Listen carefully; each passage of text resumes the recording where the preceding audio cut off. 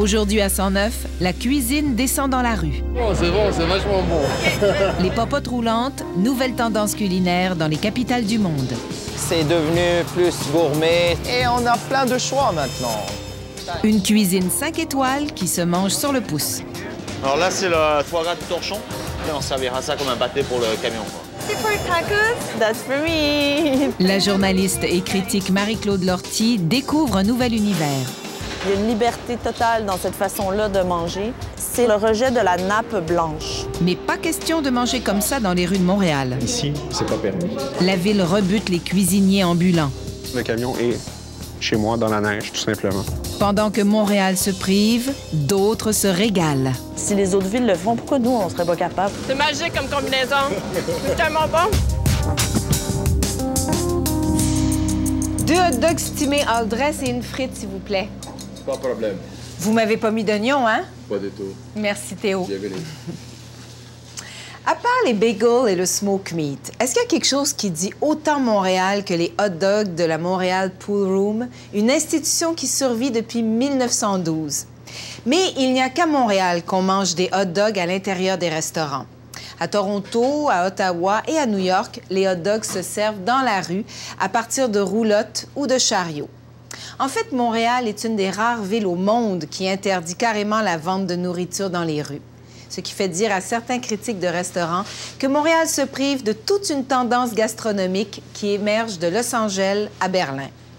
Aujourd'hui à 109, 5 étoiles sur le pouce. Un documentaire qui vous mettra l'eau à la bouche. En entrée, foie gras au torchon sur un coin de rue à San Francisco et comme plat de résistance à Manhattan, la gaufre belge garnie de porc braisé. À quand le stimé sauce homardine?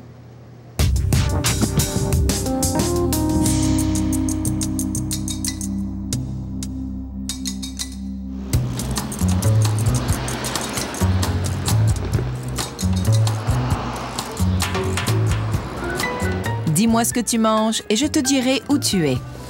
Un pretzel à Manhattan, une gaufre à Bruxelles, une saucisse à Munich, une tortilla à Mexico City. Mais aujourd'hui, la cuisine de rue s'éclate. Les cuisines du monde se fusionnent sur le trottoir et les cuisiniers urbains s'accaparent les coins de rue. 87.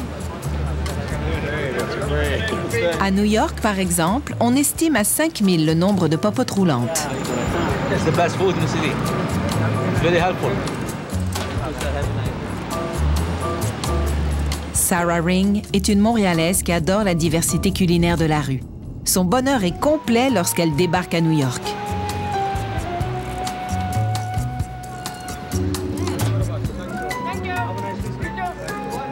Aujourd'hui, c'est une journée magnifique à New York et dans le monde de gaufres.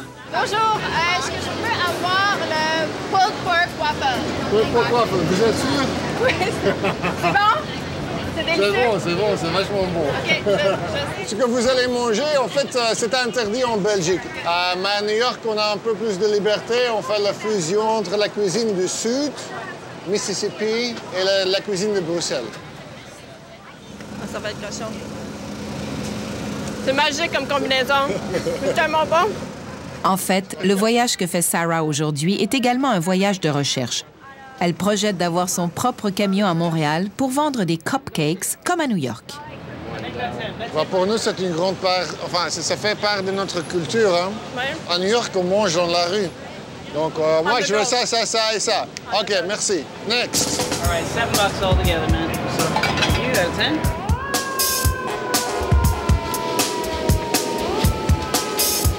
Sarah rencontre Yassir Raouli, un Marocain qui fait de la cuisine dans la rue depuis 2 ans.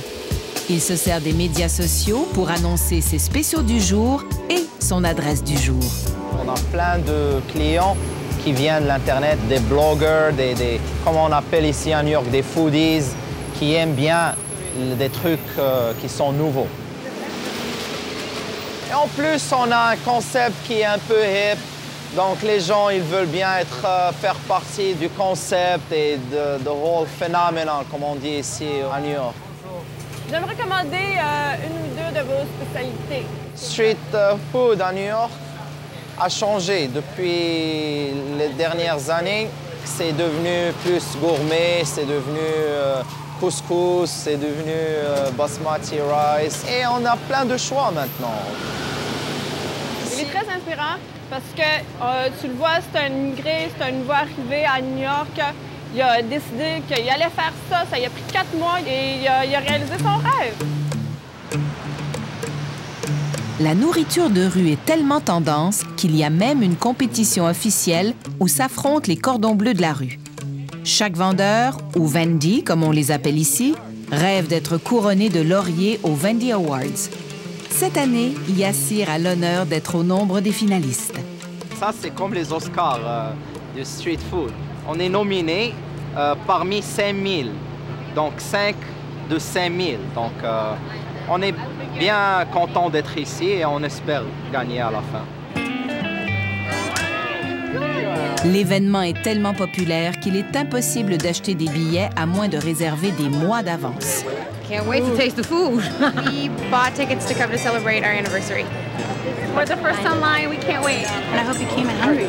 Enjoy. Thanks so much. We're now opening the gate at the Vendy Awards 2010. L'organisateur du concours, Sean Basinski, est fondateur du Street Vendor Project, un groupe qui défend les droits et les intérêts de ces petits entrepreneurs. Have an amazing time. This is a festival of respect and recognition for all the people, 5,000 people who work on the streets of New York City every day. People love vendors, right? There's lots of reasons. One is the personal contact they have with the vendor. Number two, the food is delicious and usually pretty inexpensive. And so you save money, especially during these economic times. Bon appétit. Enchilada? I'll try everything. Okay. I want to win. I'm sure I'm win. It's good food. Healthy. I'm having a chicken pita, and it's really good. Végétalien, c'était tellement bon, original, les mix de nourriture, de culture.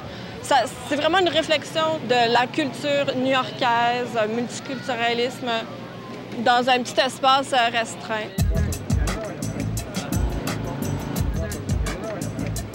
Nice to meet you, sir. Yassir et les autres finalistes se surpassent pour influencer des juges réputés du milieu de la restauration et des médias. Aaron Sanchez, par exemple, est la vedette de la série télévisée Chef vs. City au réseau Food Network. C'est amusant, c'est emballant, mais c'est sérieux aussi. C'est la vie des gens, c'est leur métier. Alors, je pense que les juges conviennent de prendre ça au sérieux. Ça a vraiment un effet profond sur leur business. Wow, I feel like a celebrity. You are. Today, you are. All right, the 2010 Vendy Cup goes to King of Falafel and Shawarma. Je suis plus motivée à me battre parce que je vois qu'est-ce que ça peut amener à la ville. Le potentiel est là à Montréal. Je suis convaincue que les gens seraient intéressés. Ça attirerait beaucoup de tourisme. La ville ne réalise pas à quel point ça pourrait embellir le milieu urbain à Montréal. Dans un moment, la capitale américaine de la popote de rue. Je suis venue faire un reportage sur la cuisine de rue. La critique Marie-Claude Lortie débarque à Portland, en Oregon. Je crois que je m'apprête à mordre dans un dumpling au cheeseburger. Elle y découvre un univers gastronomique inconnu à Montréal. Pourquoi est-ce qu'on n'a pas de nourriture de rue? C'est une aberration.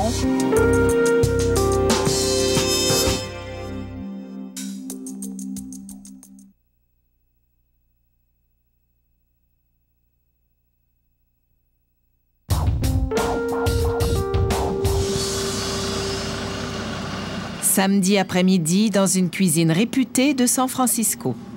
Le chef Laurent Cadjili, propriétaire du restaurant français chez Spencer, prépare des plats raffinés pour sa clientèle du soir. Chez Spencer, bon, on fait tous les gros classiques, comme des canards fumés lyonnaises, des chevreuils avec gin peppercorn, on fait du filet mignon au mori, aux truffes, on fait des risottos champignons truffes, on fait beaucoup de truffes et champignons ici. Mais ce n'est pas tout. Une partie de son menu se retrouvera sur le trottoir. Alors là, c'est le foie gras torchon qui a été mariné 24 heures. Et après, on servira ça comme un pâté pour le camion, quoi. Avant que ne commence le service du soir, il charge des plats gastronomiques dans son camion qu'il stationnera à quelques rues du restaurant dans le quartier Mission. Avec son camion, Spencer on the Go, il tente de démocratiser la fine cuisine.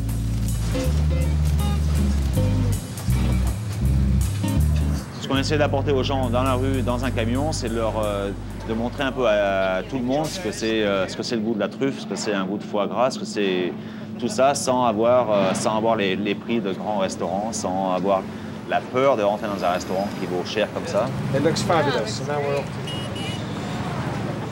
Food trucks in San Francisco are really hip right now. Yeah, very hip, very popular. Yeah. Pour attirer la clientèle cool du quartier, il projette même des films de répertoire sur une nappe blanche jusqu'à 1 h du matin. Tout cela fait partie de son plan d'affaires, car la visibilité du camion sur la rue annonce son restaurant quelques pas plus loin.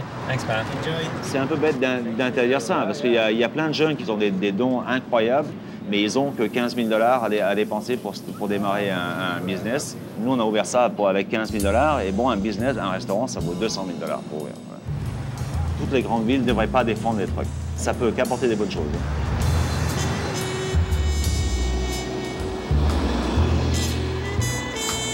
À 800 km au nord de San Francisco, nous sommes à Portland, en Oregon. Une ville baromètre de toutes les tendances, incluant bien sûr la cuisine de rue. Ici, les popotes pullulent et la ville les encourage. Croyez-le ou non, avec une population de 500 000 habitants, Portland compte 600 roulottes. Les stationnements du centre-ville se transforment en foire alimentaire. Bulgogi burrito. Thank you. Have a good day. Seaport tacos. That's for me. Thank you. Have a good day. Thanks. On y retrouve à l'heure du lunch Marie-Claude Lortie, critique de restaurant et chroniqueur au journal La Presse. Je suis venue faire un reportage sur la cuisine de rue. Pourquoi Portland? Parce que c'est une ville où la cuisine de rue est en pleine explosion. Alors, ça valait la peine de venir voir pourquoi est-ce que cette ville est comme ça. Puis surtout, ce qui est intéressant, c'est de pouvoir comparer avec Montréal. Elle a déjà écrit que Montréal se privait d'un pan considérable de la cuisine émergente en interdisant la cuisine de rue. Elle veut voir si Portland pourrait servir de modèle à Montréal. Yes, we love to believe that Portland is the capital of food carts. Portland people love the street food because the food is really fresh, delicious, and not expensive. We like to go to local places. It just helps the economy, and it's a lot better than sending all of your money to New York. C'est incroyable aussi de s'imaginer que ça coûte 6,50 $.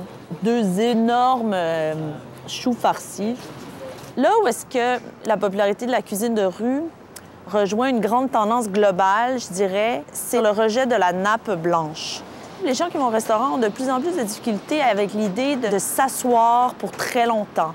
On a de la difficulté avec l'idée du menu gastronomique. Puis l'extrême de ça, c'est la cuisine de rue.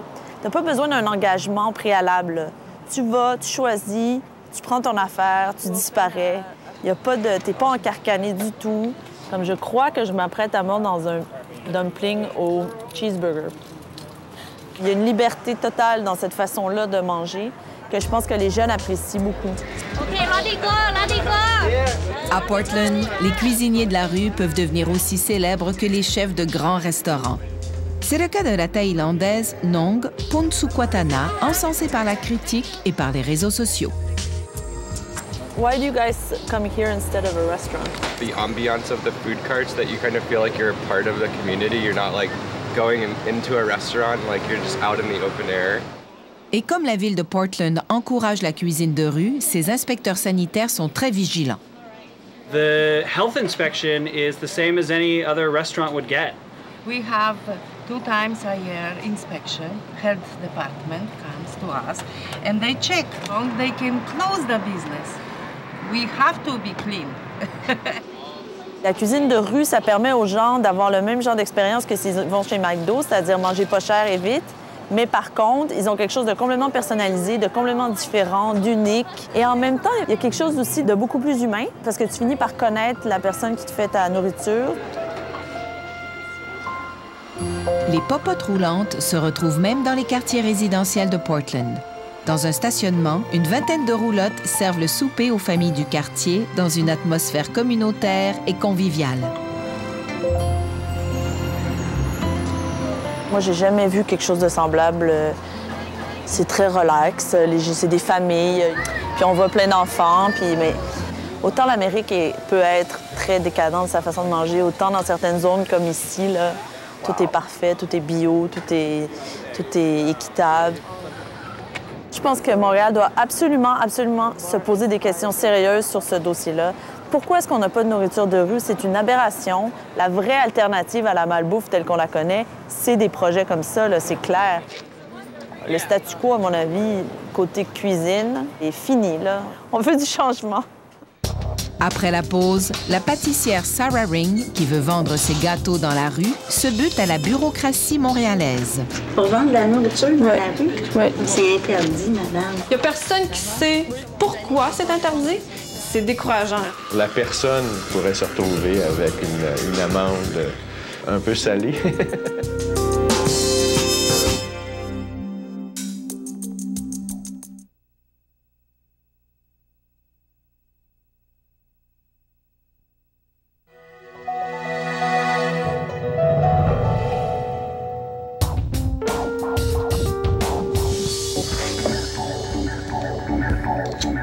De retour de New York, Sarah Ring se sent revigorée. Elle perfectionne ses recettes de pâtisserie qu'elle aimerait bien vendre dans les rues de Montréal. Elle reprend donc ses démarches pour obtenir un permis de la ville. Pour vendre de la nourriture dans la rue, c'est interdit, madame. Oui, j'ai l'impression de jouer au ping-pong bureaucratique. Je suis allée à mon arrondissement. Ils m'ont dit d'aller voir à Ville-Marie. On va à Ville-Marie, ils me disent « T'as pas le droit ». On dirait qu'il y a personne qui veut prendre responsabilité. Il y a personne qui sait pourquoi c'est interdit. C'est décourageant. Mais c'est en haut, en premier, qu'ils vont vous dire si c'est possible sur la voie publique. Jacques-Alain Lavallée est chargé des communications à l'arrondissement Ville-Marie au centre-ville. Ici, c'est pas permis. OK. Ce règlement-là se base essentiellement sur la salubrité, c'est-à-dire la santé publique. La personne qui ferait de la vente de nourriture sans permis pourrait se retrouver avec une amende un peu salée. Marc-André Leclerc, un cuisinier de Montréal, s'est lui aussi buté à l'intransigeance municipale. Il a même aménagé son camion pour cuisiner des tacos. Mais sans permis, il peut rouler tant qu'il veut, mais il ne peut pas s'arrêter. Pourtant, ceux qui voient le camion circuler veulent absolument savoir où le trouver. Si je chaufferais une Porsche avec 4 femmes à bord, ce serait pas plus populaire. Il y a des gens qui baissent leur fenêtre puis ils me crient pendant qu'ils chauffent. Où est-ce qu'on peut vous trouver?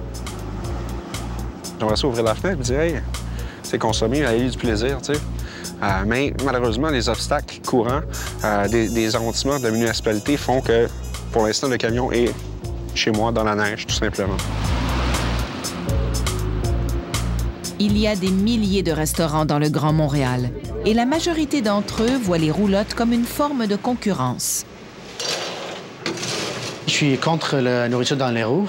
Je pense que c'est sale, puis ils vont pas payer des taxes assez chères que nous. Je pense que c'est vraiment une très mauvaise idée de la faire. Revenue de Portland, Marie-Claude Lortie poursuit son reportage auprès des restaurateurs. Non, moi, je pense pas que ce soit une bonne idée. Ce serait le fun d'en avoir au Tam-Tam. À l'époque, on pouvait manger au Tam-Tam. Ça, il n'y en a plus. Mais faudrait avoir un périmètre autour des restaurants pour pas qu'ils viennent voler la clientèle, par exemple. OK, donc vous êtes contre si c'est devant chez vous? Elle donne rendez-vous à François Meunier, vice-président de l'Association des restaurateurs du Québec. De déréglementer la question de la vente alimentaire sur le domaine public, bien, pour nous, ça serait une concurrence qui est pas souhaitable. Et on a une position qui est très transparente, c'est de protéger notre marché. Je suis étonnée quand même que les restaurateurs montréalais aient si peur de la concurrence. Nous, on juge que l'offre alimentaire est suffisante dans le marché montréalais. Il y a 295 personnes par restaurant dans le marché de Montréal. La moyenne provinciale, c'est 406. Il y a assez de restaurants. On pense que l'offre alimentaire de la restauration permet de combler toutes les fringales à tous les prix. Marie-Claude Lortie essaie de s'y retrouver dans les dédales bureaucratiques et politiques qui paralysent la réglementation des popotes roulantes dans les rues de Montréal. Mais l'heure de tomber approche. Le discours est comme mélangé, je dirais, du côté des restaurateurs. La position officielle de l'association, on est contre, sauf dans les parcs. La ville, puis là, on ne sait pas trop, puis nous, on n'ira pas de l'avant, puis ça a toujours été interdit, puis là, ça va prendre des inspecteurs, puis c'est compliqué, puis on a l'impression qu'eux-mêmes s'endorment à s'écouter, puis que dans le fond, ils feront jamais rien. Écoutez, comme je vous dis, on n'est pas complètement fermé à cette idée-là, mais en même temps, la demande n'est pas là. Madame Lortie le souhaite, mais vous comprenez qu'il faut un peu plus que Madame Lortie pour mettre en place un système de cette nature-là. C'est pas quelque chose d'extraterrestre, là. Quand on le dit de même, là, ouais, il va falloir inspecter, ça a l'air d'être une grosse histoire, mais la réalité, c'est que si les autres villes le font, pourquoi nous, on serait pas capables? On n'est pas moins bons, là. Mon plus grand rêve pour l'avenir, c'est que ça marche. We should be encouraging people to be vendors. They pay their taxes. They do. They contribute to our city. They provide jobs, and they make the people happy. Well, what's better than that? I think people in Montreal miss a lot of good food. Désolé, vous n'avez pas de street food à Montréal, mais il faut se battre un peu contre ces politiciens, les faire bouger un peu. On est une industrie professionnelle, on est une industrie clean, et j'encourage Sarah à poursuivre son rêve. On a des bonnes idées, on est des gens motivés, on n'a que des bonnes intentions. Alors peut-être juste de nous donner une chance, d'essayer, c'est tout.